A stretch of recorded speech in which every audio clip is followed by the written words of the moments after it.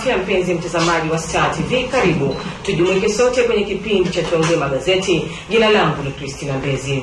Gazeti la Mwananchi ukurasa wa mbele lenye limeandika serikali yafunga mkanda, mikutano ya bodi, huduma za bima, mashirika ya umma, matumizi mabaya, mishahara hewa, ununuzi wa bidhaa, ununuzi wa magari, matengenezo, usimamizi sheria.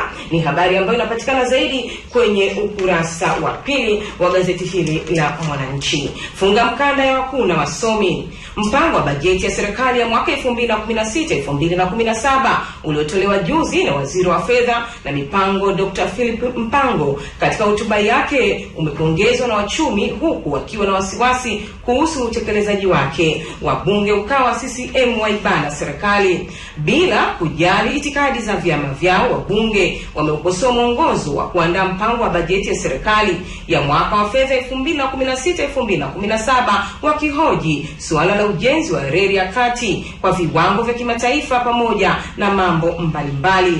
Pia ukurasa wa kwanza kuna habari ambayo inasema balozi Norway aitembelea kafu Zanzibar. Siku 4 baada ya mabalozi wa nchi 17 kutoa tamko likimtaka Rais John Magufuli kuingilia kati mgogoro wa Zanzibar, balozi wa Norway jana alitembelea ofisi za kafu Vuga visiwani humo na kufanya mazungumzo na maofisa wa chama hicho. Nikiendelea kukuangazia yale ambayo yameandikwa, Mbowe atoa mwelekeo baraza kivuli.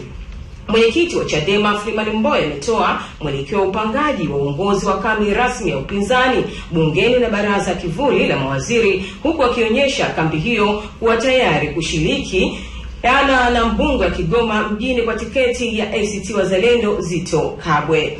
Na kurasa za ndani zaidi, washauri spika wa bunge asitokane na vyama vya siasa kutokana na migongano inayoendelea bungeni kati ya wabunge wa upinzani na wale wa chama tawala. Wadau wamesema katiba mpya itakayoruhusu upatikanaji wa spika kutoka nje ya vyama vya siasa ndiyo suluhisho. Mahakama ya ufisadi kipaumbele, asema jaji mkuu. Jaji mkuu Mohamed Chande Othman amesema suala la uanzishwaji wa mahakama maalum ya kushughulikia makosa makubwa ya ufisadi, rushwa na uhujumu uchumi ndicho kipaumbele kikuu cha kwanza kwa mhimili huo wa dola mwaka huu. BAKWATA dai yaunga mkono marudio uchaguzi Zanzibar. Habari hiyo inasema Baraza Kuu la Waislamu Tanzania BAKWATA mkoa wa Dar es Salaam limesema linaunga mkono uamuzi wa tume ya uchaguzi Zanzibar kuitisha uchaguzi wa marudio ili kupata ufumbuzi wa mkwamo wa kisiasa visiwani humo. Hilo ni gazeti Mwananchi. Kwa upande wa gazeti Uhuru lenye limeandika kumekucha, BAKWATA itaka kafu kushiriki uchaguzi, Sheikh Faridi atuma haraka kuhusu Zanzibar, vyama vitatu vyatangaza rasmi kushiriki, Dr. Sheni CCM waendelea kupiga yalamba. Baraza Kuu la Waislamu Tanzania BAKWATA limetangaza kuunga mkono kurudiwa kwa uchaguzi visiwani Zanzibar na kukiasa chama cha kafu kushiriki iwapo kina dhamira ya dhati ya kujenga visiwa hivyo. Wabunge waungana kuipigania TRL, ATCL waibana kuja na vyama mikakati mipya. Ni habari ambayo inapatikana kwenye ukurasa wa 4. Ni habari ikisema wabunge waungana kuipigania TRL, ATCL. Serikali imeshauriwa kutafuta vyanzo vipya vya mapato badala ya kuendelea na vyanzo vya zamani, huku wakieleza kuvutiwa na mpango wa maendeleo uliowasilishwa bungeni. Mbunge ataka serikali kuruhusu kulima bangi. Mbunge Joseph Msukuma Geita vijijini ametoa kali ya mwaka baada ya kuishauri serikali kuruhusu ulimaji bangi. Alihoji kama kuna utafiti umefanyika kuwa bangi na mirungi ina athari kama ilivyo pombe aina ya viroba. Wakala wa maji vijijini watakiwa. Serikali imeshauriwa kuunda wakala wa maji vijijini ili kuwawezesha wananchi kupata huduma hiyo kwa urahisi. Sofia Simba amfaidilia JPM. Wakati kasi ya utendaji wa Rais Dr. John Magufuli ikiendelea kuvuta hisia za viongozi wengi wa ndani na nje ya nchi, mbunge Sofia Simba aliliambia bunge kuwa rais anafanya kazi kweli kweli. Hilo ni kwa upande wa gazeti la Uhuru.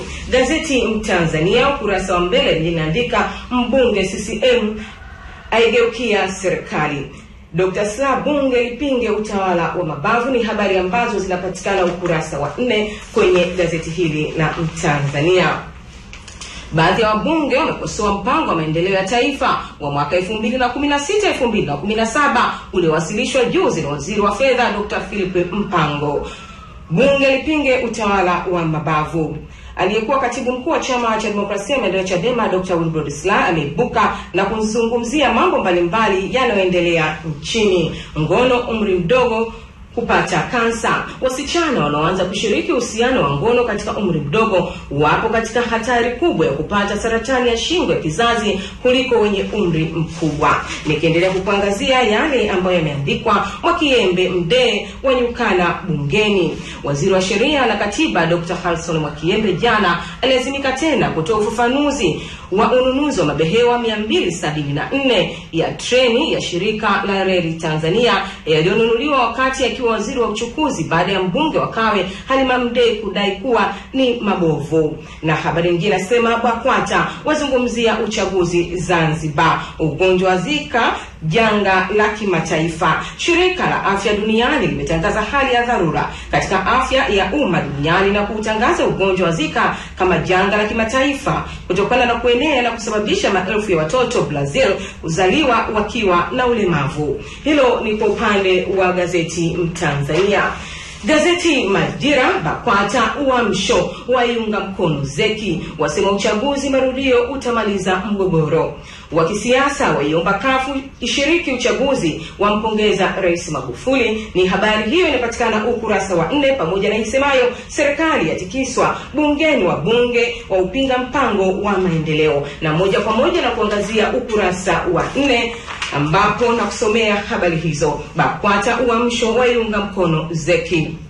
Baraza Kuu la Waislamu nchini BAKWATA mkoa wa Dar es Salaam limeunga mkono tamko la kurudiwa kwa uchaguzi wa rais, wawakilishi wa madiwani iliyotangazwa na Tume ya Uchaguzi Zanzibar Zeki. Serikali yatikiswa bungeni. Mbunge wa jimbo la Kaliua mkoani Tabora kwa tiketi ya chama cha wananchi kafu Magdalena Sakaya amewataka wabunge wa bunge la Jamhuri ya Muungano kupinga vipengele vilivyopo katika mpango wa bajeti ya serikali ya mwaka 2016-2017 unaozitaka halmashauri zote nchini na taasisi zinazokusanya mapato kupeleka fedha hazina kuu. Habari nyingine nasema Ethiopia 83 jela miaka 3 dereva na utingo. Na nikiendelea kukusomea ukurasa wa 3 kuna habari eura yafanya kufuru, dizeli kuuzwa shilingi 1600. Mamlaka udhibiti wa huduma za nishati na maji eura imetoa bei kikomo inayomfanya mlaji wa mafuta aina ya dizeli alipe shilingi 1600 kwa bei ya Dar es Salaam. Kwa mujibu wa taarifa iliyotolewa na mkurugenzi mkuu wa EWURA Felix Mlagosi, bei ya dizeli imeshuka kutoka shilingi 1747 hadi shilingi 1600, ikiwa ni punguzo la shilingi 147 kwa lita. Mapato kiduchu ya shangaza madiwani. Madiwani katika halmashauri ya wilaya ya Bariadi mkoani Simiyu wamepigwa na butwaa baada ya kupokea kujadili taarifa ya kamati ya fedha kipindi cha robo ya pili kuanzia Oktoba hadi Disemba 2015 hadi 2016 iliyokuwa ikionyesha hali mbaya ya ukusanyaji mapato ya ndani. Hilo ni kwa upande wa gazeti Majira. Gazeti Jambo Leo lenye linaandika eura yashusha bei ya dizeli, kazi nzito, jengo la ghorofa 16 kuvunjwa kwa siku 51. Wananchi watakiwa kukaa umbali mita 50. Ni habari hiyo ikipatikana ukurasa wa pili. Kuna wabunge wanatumia bangi. Ni habari ambayo inapatikana ukurasa wa 3, na moja kwa moja na kusomea habari hizo nikianzia na ukurasa wa pili. Kazi nzito, jengo la ghorofa 16 lililopo mtaa wa Ijira Gandhi katika manispaa Ilala mkoani Dar es Salaam linatarajiwa kubomolewa ndani ya siku 51. Na habari nyingine ikisema eura yashusha bei ya dizeli. Mamlaka ya udhibiti na huduma za nishati na maji eura imetoa bei kikomo ya mafuta ya dizeli ambayo ni shilingi 1600 kwa lita. Kuna wabunge wanatumia bangi. Mbunge wa Geita Vijijini Joseph Kasheku kupitia tiketi ya CCM maarufu kwa jina la Msukuma ametaka serikali kuidhinisha kilimo na matumizi ya mirungi na bangi kwani kina faida, huku akielezea kuna baadhi ya wabunge wanatumia na hawana matatizo yote zaidi ya kuwa wachapakazi hodari. Na ukurasa wa 4, kiongozi wa uamsho abariki uchaguzi Zanzibar. Sheikh mkuu wa mkoa wa Dar es Salaam Al-Hadi Salum ameonyesha barua maalumu aliyoandikiwa na kiongozi wa Uamsho Sheikh Farid Had Ahmed ya kuridhia kufanyika kwa uchaguzi mkuu Zanzibar Machi 20 mwaka huu, ambao ni wa marudio baada ya matokeo ya uchaguzi mkuu wa awali kufutwa. Na habari nyingine nasema wachimbaji mgodi Tanzanite hata lini? Kampuni ya Sky Association inayomiliki mgodi uliokuwa kampuni ya Tanzanite One ya Afrika Kusini katika machimbo ya madini ya vito ya Tanzanite Mererani wilayani Simanjiro imesema kuwa uko katika hatari ya kuwafukia wachimbaji wake. Na habari nyingine inasema Kadogosa bosi mpya TRL, TAKUKURU ya buruza kortini watendaji kata. Ni habari hiyo kutoka gazeti la Jambo Leo. Na sasa na kuangazia gazeti la Nipashe ambapo nasema wabunge wa CCM wambana Magufuli, tume ya uchaguzi Zanzibar yaitega kafu. Ni habari ambazo zinapatikana zaidi kwenye kurasa za ndani. Zito kurudishwa PAC mbatia bajeti baada ya malalamiko ya wabunge wa upinzani juu ya ujumbe wa kamati za kudumu za bunge. Spika bunge Job Ndugai anatarajia kuzipangua kamati hizo. Serikali ya kata rufani mtuhumiwa kesi Jenerali Mwamunyange kulishwa sumu. Upande wa jamhuri katika kesi ya kusambaza taarifa kwa mkuu wa majeshi ya ulinzi Jenerali Davis Mwamunyange amelishwa sumu inayomkabili mwanafunzi wa taasisi ya teknolojia Dar es Salaam umekata rufaa Mahakama Kuu Tanzania kanda ya Dar es Salaam kupinga kutenguliwa hati ya mkurugenzi wa mashtaka DPP. Bei ya mafuta yazidi kuporomoka, Mataka itupia mzigo bodi ya ATCL.